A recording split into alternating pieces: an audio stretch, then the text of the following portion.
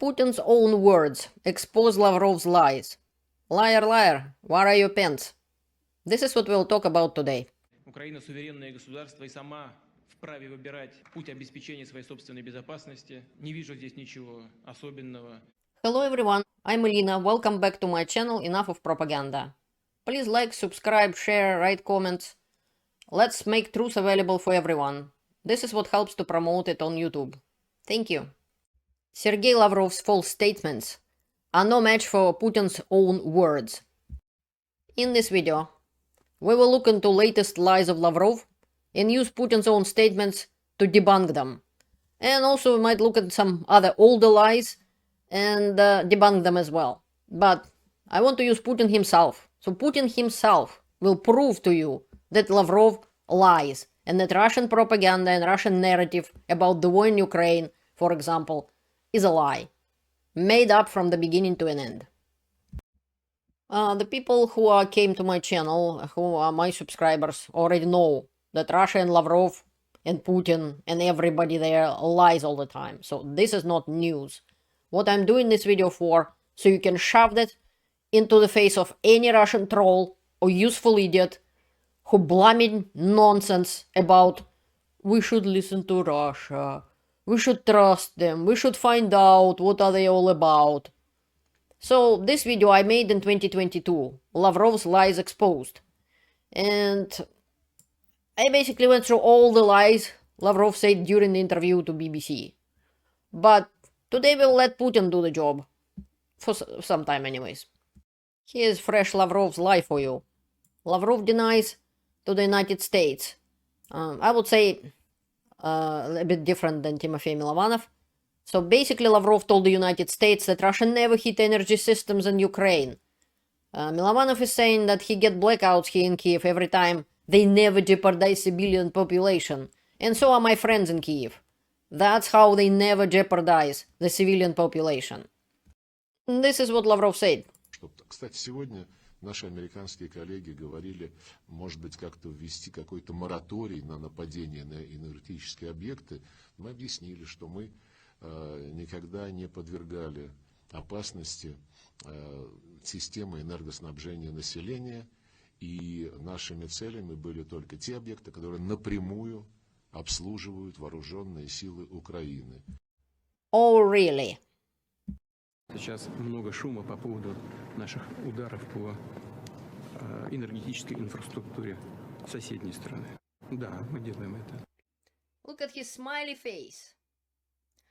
With a champagne. He's just gently talking about right now there are lots of noise about our attacks of energy infrastructure of neighbors country. He doesn't even call Ukraine by the name Ukraine. Yes, we're doing it. Look at that, he admitting to the war crimes right now. And these are the proofs. Мы никогда не подвергали опасности системы энергоснабжения населения, и нашими целями были только те объекты, которые напрямую обслуживают вооруженные силы Украины.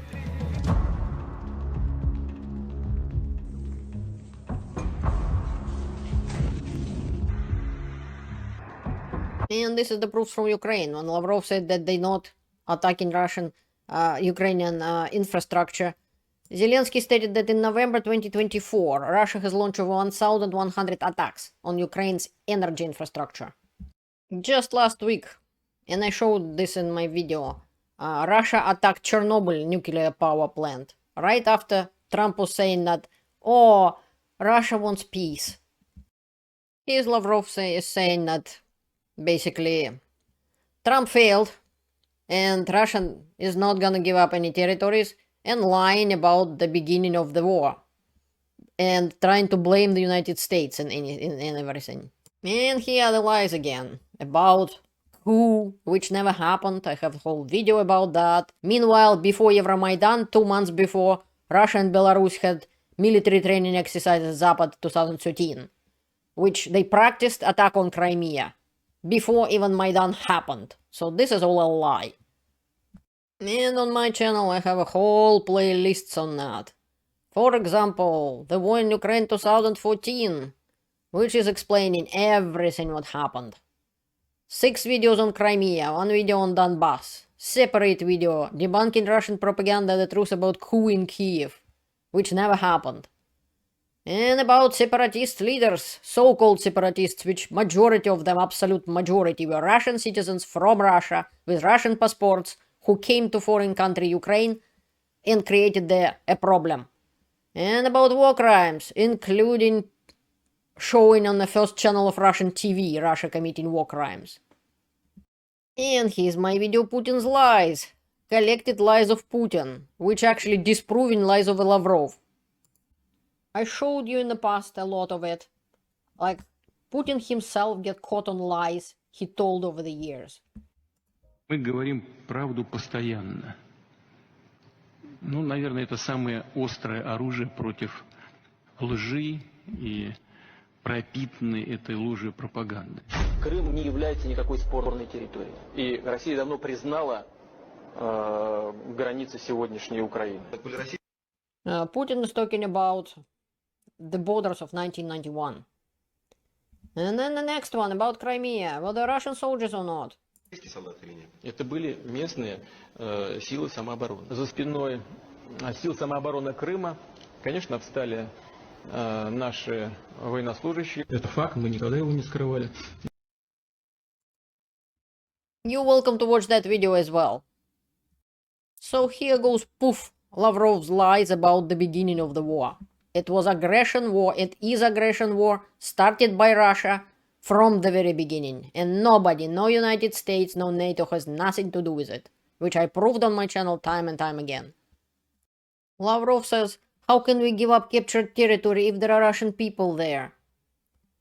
This is what Maxim Borodin explaining. A simple example why Lavrov is lying again. About 500,000 people lived in Mariupol, Ukrainian city, before its occupation. Now there are about 100,000 locals, most of whom are pensioners who have nowhere to go. Somewhere else 50,000 were killed by Russians during the attack. This is the majority of 350,000. That is, the majority of 350,000 left Mariupol, and most of these people left either for Ukraine or European Union. Today, Russians have massively brought in immigrants from all corners of Russia to Mariupol, and now Lavrov says the only Russians live there. This is how Russian Empire always did. Seized territory, killed and evicted the people who lived there before, and replaced them with Russians. And now this Russian head tells me, a native of Mariupol, that Mariupol is not my city, but the city of some Russian Ivan brought from Siberia. This was before Russian occupation. Mariupol was a beautiful city, where people lived peacefully, going about their business. There was no problems with Russian language in Ukraine. And there were several polls done, and I provided in some of my videos, literally showed those polls. And after invasion, this is what happened. And this is Russia Today even showed. Putin sneaked into Mariupol in the middle of the night because he didn't want to show that this is 95% destroyed city. They rebuilt a few buildings and pretend that Russia did something good. Russia destroyed Mariupol. People were killed and ran away. I personally know people from Mariupol. This is what happened to the beautiful city. And I monitor very closely whole bunch of channels showing that from Mariupol, Telegram channels, when people complaining that even if their building didn't get destroyed completely or in a decent shape, but they're in a great location, Russians are kicking them out, despite that some of them even have documents proving that it's their apartment, which is hard to do during the war. And after this is what happened. So, you're welcome to watch that video yourself as well. And more Lavrov lies.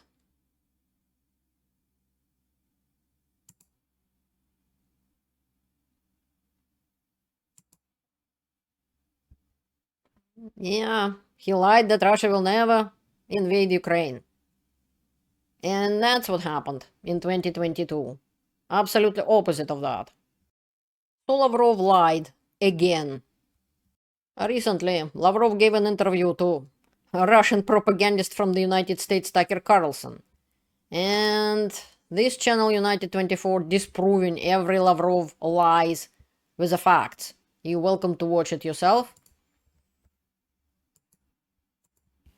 We did not start this war. Oh, really? In February 2014, Russian soldiers occupied territory of Crimea. On April 12, 2014, Russian troops, under the control of Russian Special Services, officers captured the Ukrainian cities of Slavyansk, Kramatorsk, and Druzhkivka in Donetsk region. Another Russian lie is about Bucha.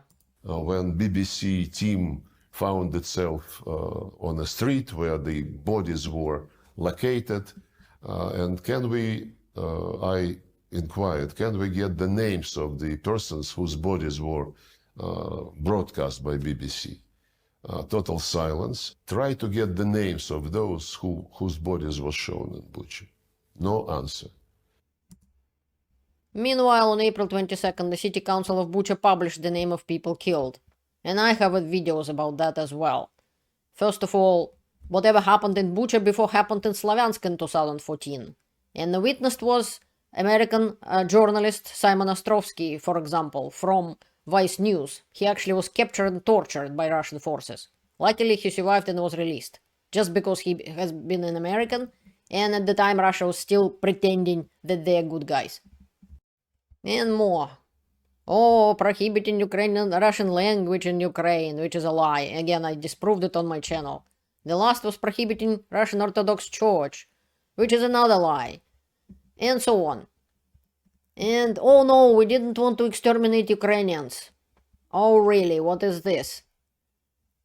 By the beginning of 2024, United Nations had verified 10,582 civilian deaths in Ukraine and noted that the real number was much higher. And so on. So you're welcome continue to disprove lies of Lavrov. United 24 did a decent job on that. Russia invaded Ukraine for no reason, spit on Budapest Memorandum and 400 or so other agreements and so on, murdering Ukrainians. I have video about Bucha, I have video about Slavyansk, a lot of other videos showing and proving that Russia is the aggressor, Russia is the mafia state, terrorist state who attacked independent country of Ukraine. And Putin himself admitted it, as you saw, and in many of my videos there are way more proofs of that. A lot of proofs. Let's talk about 2002 Rome NATO Russia Summit. Historical event. At the time, Russian relationship with the United States and NATO was at height because Russia helped with information and supported United States during 9/11. Украина заявила о своей готовности вступить в НАТО. Скажите, пожалуйста, каким образом возможные переговоры о вступлении Украины в НАТО могут повлиять на развитие отношений России и НАТО? Спасибо. Россия и Украина развивают свои двусторонние отношения в особом режиме. Это близкие государства, которые произошли из одной семьи советских республик. И в последние годы отношения между Россией и Украиной развиваются особенно позитивно. Что касается расширения НАТО в целом, вы наше отношение к этому вопросу знаете, оно не меняется. Но это совсем не значит, что Украина должна остаться в стороне от процессов, которые идут на пользу укрепления мира и безопасности в Европе и на земле в целом. Мы подробно не обсуждали с коллегами эту тему. Украина суверенное государство и сама вправе выбирать путь обеспечения своей собственной безопасности. Но, скажем, участие вот в том совете, который мы создали сегодня, это нужно обсуждать с членами совета, с членами Североатлантического блока, с генеральным секретарем. Я считаю вполне возможным и, в принципе, не вижу здесь ничего особенного или нечто такого, что омрачало бы отношения могло бы омрачать отношения между Россией и Украиной. Дальнейшее расширение инфраструктуры Североатлантического альянса для нас неприемлемо. У нас нет ничего, что нас могло бы беспокоить с точки зрения членства Финляндии или Швеции в НАТО. Ну, хочется им, пожалуйста. He is saying if they want to, they're welcome to join NATO, basically, and no problem whatsoever. So Finland has huge border with Russia, and it's absolutely no problem if Finland will join NATO. This was said on 30th of June 2022. So Russia lies all the time, and I proved it to you time and time again. Что касается расширения, в том числе за счет новых членов Альянса, Финляндия, Швеция, у России, хотел бы вас проинформировать, уважаемые коллеги, нет проблем с этими государствами. Нет. И поэтому в этом смысле непосредственной угрозы для нас расширение за счет этих стран для России не создается. So enough listening to Russian lies. It was never about NATO.